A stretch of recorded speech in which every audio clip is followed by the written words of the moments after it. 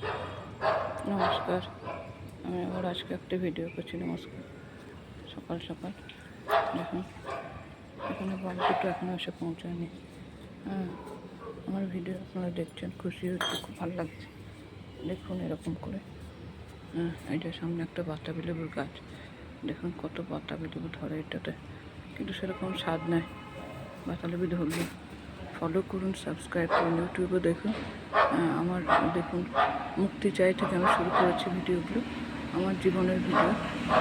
জীবনের আমার একটাই ইচ্ছা যে আমি আমার বরের থেকে মুক্তি চাই, যেটা আপনাদের দ্বারা সম্ভব।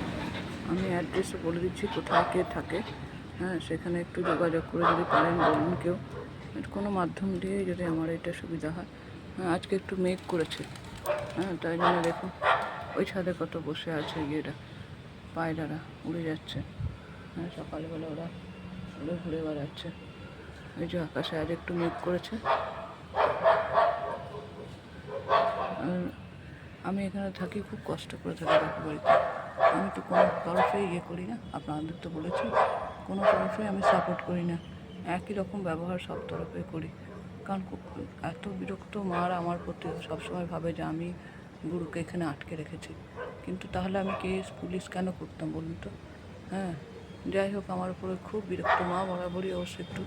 হ্যাঁ, ভাই মা দিদিরা তো আসে না, দিদি বোন কেউ আমার ঘরে এসে 5 মিনিট হয়তো মাকে ব্যবহার করতে এলো, তারপরে তারা চলে যায়। 5 মিনিটও বসে না।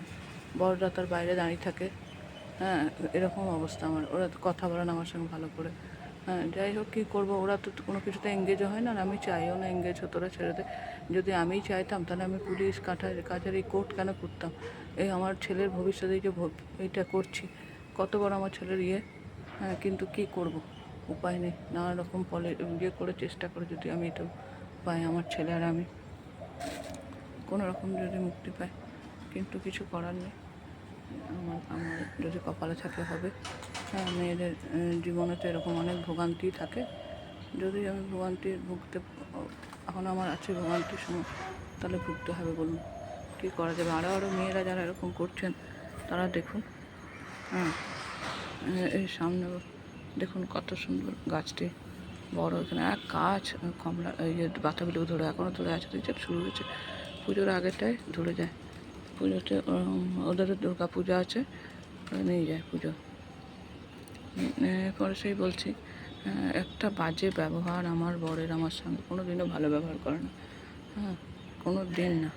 বাড়ির লোকেদের কোনো পাত্তাই নেয়। হ্যাঁ, কী বলবো, আমাদের এরকম করে কাটাতে হচ্ছে। একটা যে আমার সংসারে এত অভাব অনটন, ছেলেটাকে খাওয়াতে করতে দেবেন না, ছেলে মুখ হাত পা ফুলছে, কিন্তু কিছু করার নেই। কী করবো, কোথা থেকে ইয়ে করবো, ধার দেনা করবো? ওই তো বললাম, একটা যে টাকা তুলবো সেটারও তো উপায় নেই।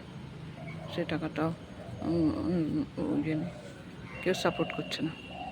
দেখা যাক, যা আছে কপালে। এতদিন তো চালালাম, শেষ টাইমটা ছেলেটা একটা সেটেল হয়ে গেলে আমার শান্তি।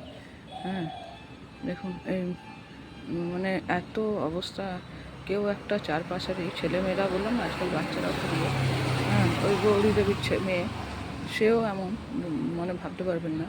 সেও একবার ওর কাকাকে বলছে, তখন আমাদের বিয়ে যোগাযোগ চলছে, তোমার পিস্তর দাদা যাওয়ার কথা ছিল দেখতে, খবরাখবর নিতে হলদিয়াতে। তখন ও হলদিয়াতে কাজ করছিল কদিনের দিন, তো বেশি দিন কোনো জায়গায় কাজ করেনি, টিকেও থাকেনি। কি জানে কেন, কী ব্যাপার, ও নাকি বিরাট শিক্ষিত ইঞ্জিনিয়ার, কিন্তু টিকে থাকে।